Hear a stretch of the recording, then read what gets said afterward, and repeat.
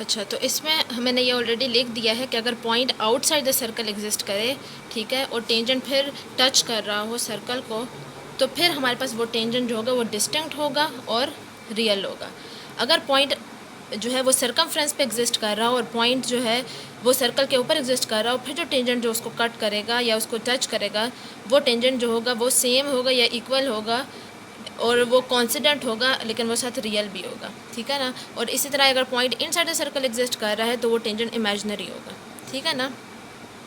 तो ये हम लोगों ने देख लिया कि ना वो जो पिछला हम लोगों ने पॉइंट पढ़ा है कि अगर एक लाइन इंटरसेक्ट करती है सर्कल को 2 पॉइंट्स के ऊपर, तो वो 2 पॉइंट्स रियल होंगे, डिस्टिंक्ट होंगे, रियल होंगे, या इक्वल या सेम होंगे, या फिर वो इमेजिनरी होंगे। उसकी भी हम लोगों ने देख ली, उसकी भी इक्वेशन देख ली कि उसमें भी कैसे हम लोगों ने उसको देखना है MCQs में, और इस तरह यहाँ पे भी देख लिया। अब यहाँ पे क्वेश्चन ये राइज होता है कि जब हम लोगों ने पहले टेंजेंट की इक्वेशन पढ़ी है, वो हम लोगों ने इस कंडीशन के लिए पढ़ी है जब पॉइंट जो है वो एग्जिस्ट करता है on the circumference of the circle, और टेंजेंट जो होता है वो टच करता है सर्कल को एट दैट पॉइंट। लेकिन ऐसी कौन सी कंडीशन या कौन सी इक्वेशन होगी जब हम लोगों ने देखना है कि ये वाला point outside the circle exist करता है और टेंजेंट जो है वो सर्कल को टच कर रहा है by passing through that point existing outside the circle. तो इसके लिए हम लोगों ने दूसरी इक्वेशन देखनी है, और वो भी बहुत ईजी इक्वेशन है, तो उसको भी हम लोगों ने डायरेक्टली याद करना है। इसके लिए हम लोगों ने ये वाली इक्वेशन देखनी है कि फॉर एग्जांपल हमारे पास ये सर्कल है और यहाँ पे एक पॉइंट एग्जिस्ट करता है, तो यहाँ से टेंजेंट इस पॉइंट से जा रहा है और इसी पॉइंट से दूसरा टेंजेंट भी जा रहा है, ठीक है ना। मतलब ये थोड़ा इसको ज़्यादा नीट बना लेते हैं। ये हमारे पास सर्कल है, ये पॉइंट एग्जिस्ट कर रहा है P, ये टेंजेंट यहाँ से आ रहा है जो पॉइंट से जा रहा है, और दूसरा टेंजेंट आ रहा है जो यहाँ पॉइंट से जा रहा है, ठीक है। तो ये हमारे पास हो गई ये कंडीशन जब पॉइंट ऑन द सर्कल नहीं बल्कि आउटसाइड द सर्कल एग्जिस्ट करता है। तो इसके लिए जो इक्वेशन होगी वो हम लोग सिंपल लेंगे, y is equal to mx plus c।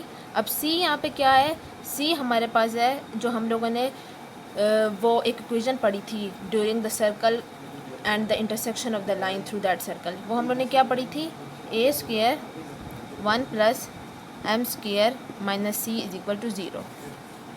a square 1 plus m square is equal to c square, दोनों साइड पर स्क्वायर लेंगे तो ये क्या बन जाएगा, a under root 1 plus m square is equal to c।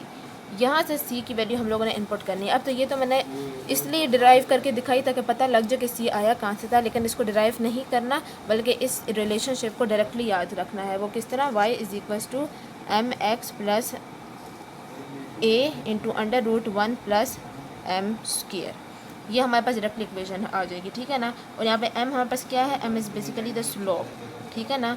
तो स्लोप हम लोग किस तरह निकाल सकते हैं, कोई भी हमें इक्वेशन दी हुई होगी, फॉर एग्जांपल अगर हम लोग को टेंजेंट की इक्वेशन दी हुई है तो हम लोग उससे डायरेक्टली स्लोप निकाल सकते हैं। स्लोप हमारे पास किसी भी लाइन का किस तरह निकलता है, -a डिवाइडेड बाई b, यानी कि a is the coefficient of the x and b is the coefficient of the y, ठीक है।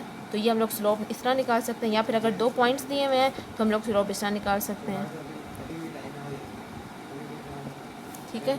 तो ये हम लोगों ने एक ऐसी कंडीशन देख ली जब हम लोग टेंजेंट की इक्वेशन निकालने के लिए हम लोगों को बोला जाए और वो पॉइंट एग्जिस्ट करे आउटसाइड द सर्कल, या फिर ये वाली इक्वेशन जो टेंजेंट की है ना, ये for every type of tangent ये इक्वेशन यूज़ हो सकती है, ठीक है ना। अब हम लोगों ने टेंजेंट की कितनी इक्वेशंस पढ़ ली हैं, टेंजेंट के अभी हम लोगों ने दो इक्वेशंस पढ़ ली हैं, और वो दोनों इक्वेशन मैं लिख के बता देती हूँ कि वो दोनों टेंजेंट की इक्वेशन कब कब यूज़ करनी है, ठीक है ना। एक मैंने टेंजेंट की इक्वेशन बताई है इस तरह की कि पॉइंट एग्जिस्ट करता है सर्कल के ऊपर, और ये हमारे पास टेंजेंट बन जाता है, और ये पॉइंट है हमारे पास x1 y1। तो इस तरह की टेंजेंट की इक्वेशन जो होगी वो क्या होगी, x into x1 plus y into y1 plus g into x plus x1 f into y plus y1 plus c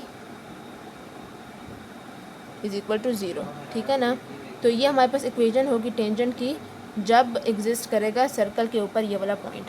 और दूसरी इक्वेशन फॉर एग्जांपल अगर हमारे पास ये पॉइंट एग्जिस्ट करता है आउटसाइड द सर्कल, तो इस कंडीशन के लिए हम लोग दूसरी alternative equation of the tangent निकालेंगे, और ये tangent of the equation her point के लिए यूज़ हो सकती है। और वो कौन सी है हमारे पास, y is equal to mx plus a into under root 1 plus m square, where m is basically slope, ठीक है। ये तो अब हम लोग क्या करते हैं कि अब हम लोग अगले पॉइंट के ऊपर जाते हैं।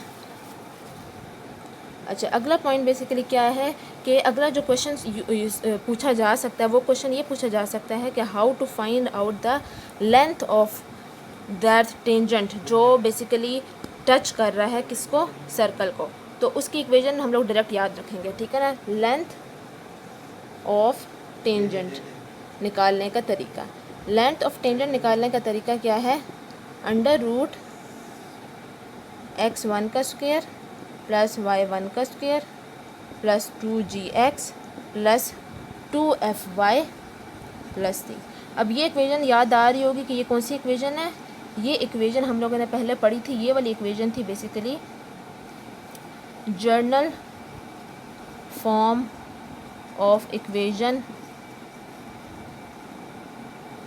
Of circle. ये इक्वेशन हम लोगों ने ऑलरेडी पढ़ी थी पीछे। अब लेंथ ऑफ द टेंजेंट को निकालने के लिए हम लोग ने क्या किया, x1 और y1 के अंदर डायरेक्टली वो पॉइंट डाल दिए जिस पॉइंट के ऊपर टेंजेंट ने टच किया है सर्कल को, और under root of that whole line. For example अगर हमारे पास टेंजेंट जो है वो टच करता है सर्कल को एट 2,3 और आपको सवाल ये पूछा गया है कि राइट द लेंथ ऑफ या find out the length of the tangent, तो हम लोग सिंपल क्या करेंगे, 2 का स्क्वायर 3 का स्क्वायर 2gx 2fy मतलब मल्टीप्लाई हो रहा है, ये भी मल्टीप्लाई हो रहा है, प्लस c। ठीक है, ये तो मैंने आपको जर्नल एक तरीके से एक चीज़ बताई। अब सवाल किस तरह आएगा वो भी बता देती हूँ कि सवाल किस तरह वो लोग पूछेंगे। ये तो मैंने आपको एक जर्नल तरीका बता दिया। हम लोग एक सवाल भी कर लेते हैं। इसका सवाल हम लोगों ने किस तरह करना है कि फॉर एग्ज़ाम्पल वो लोग कहेंगे कि for example the tangent touches the circle, जैसे उन्होंने कहा होगा 2x square plus 2y square, यानी कि ये सर्कल की इक्वेशन दी होगी, plus 24x plus 25y plus 9 is equal to 0। Touches the circle, circle की इक्वेशन दी हुई होगी at point 2,3। Find out length of tangent.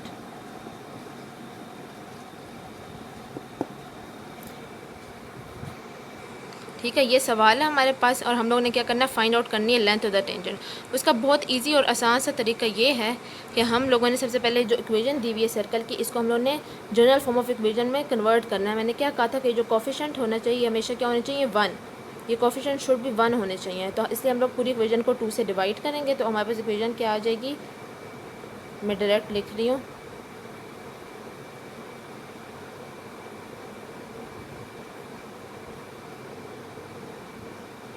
ये हमारे पास इक्वेशन आ जाएगी पूरी की पूरी। ठीक है ना। अब ये हमारे पास जनरल फॉर्म ऑफ इक्वेशन बन चुकी है पूरी। अब हम लोग लेंथ किस तरह निकालेंगे, लेंथ निकालने के लिए हम लोग इस पूरी इक्वेशन को अंडर रूट में लिखेंगे और साथ वैल्यूज़ भी पुट करते रहेंगे। x की वैल्यू क्या है, 2 है तो 2 का स्क्वायर, y की वैल्यू क्या है, 3 तो 3 का square, 12 into 2 25 into 2 divided by 3 plus 9 divided by